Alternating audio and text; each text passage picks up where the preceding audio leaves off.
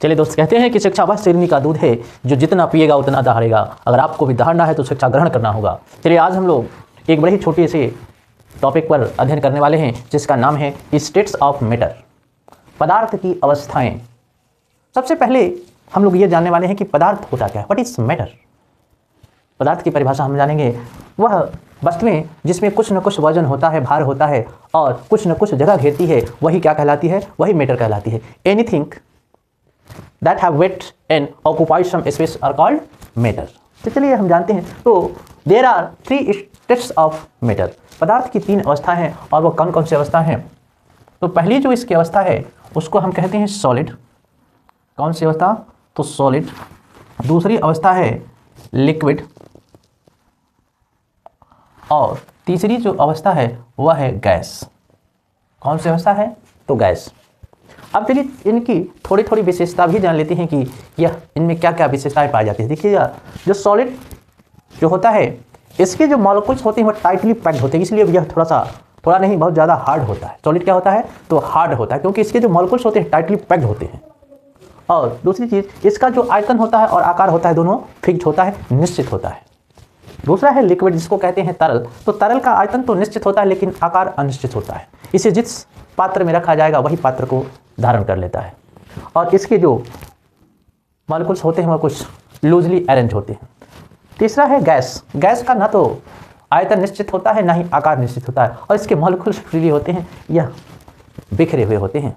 तो ये विशेषता है। अब हम लोग जानेंगे कि इसका स्टेट्स चेंज कैसे होता है और इसमें कुछ प्रक्रिया होती है, उस प्रक्रिया को कहते क्या है। चलिए जानते हैं। चलिए, जब कोई पदार्थ सॉलिड से लिक्विड बनता है, क्या जब सॉलिड से लिक्विड बनेगा तो इस प्रक्रिया को हम लोग क्या कहते हैं? तो इसको कहते हैं मेल्टिंग। क्या कहते हैं? Melting. The process in which a solid change into liquid is called melting. I hope that you understand this statements. The process in which solids change into liquid is called melting. वह प्रक्रिया जिसमें कोई ठोस तरल में बदल जाए वही मेल्टिंग या पिघलना कहते हैं, गलना कहते हैं। दूसरी चीज, अगर कोई लिक्विड गैस में बदल जाए तो इसे इवापोरेशन या वेपराइजेशन कहते हैं। क्या कहते हैं? इसे इवापोरेशन कहते हैं।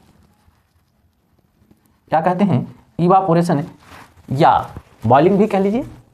तो बॉइलिंग और इवापोरेशन दोनों ही सेम प्रक्रिया है, लेकिन बॉइलिंग जो है फास्ट प्रक्रिया है और इवापोरेशन स्लो प्रक्रिया है। दोनों में लिक्विड गैस में ही चेंज होता है। चलिए, तो ये दो प्रक्रियाएं हो गई। अब देखिए, अगर गैस से अगर लिक्विड बनाना है तो एक प्रक्रिया होगी जिसका नाम है कंडेंसेशन। उसको क्या कहते हैं? कंडेंसेशन।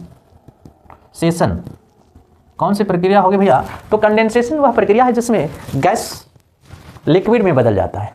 चलिएगा, अगर लिक्विड को सॉलिड में बदलने की प्रक्रिया को क्या कहते हैं ये भी जान लेते हैं। मान लेते हैं अगर कोई चीज़ लिक्विड अवस्था में हो और उसे सॉलिड में बदल जाए तो उस प्रक्रिया को क्या कहते हैं? तो उसे कहते हैं फ्रीजिंग। क्या कहते हैं? फ्रीजिंग। क्या प्रक्रिया कहलाती है भैया? तो हिमांक कहलाती है वह प्रक्रिया जिसमें कोई लिक्विड सॉलिड में बदल जाए, उसे फ्रीजिंग कहते हैं। अब देखिए, यह प्रक्रिया किसी एक निश्चित ताप पर होती है, टेम्परेचर पर होती है और उस निश्चित ताप को फ्रीजिंग पॉइंट कहते हैं। या मेल्टिंग की प्रक्रिया भी एक निश्चित ताप पर होगी और उस प्रक्रिया को क्या कहते हैं? तो उस निश्चित ताप को मेल्टिंग पॉइंट कहते हैं।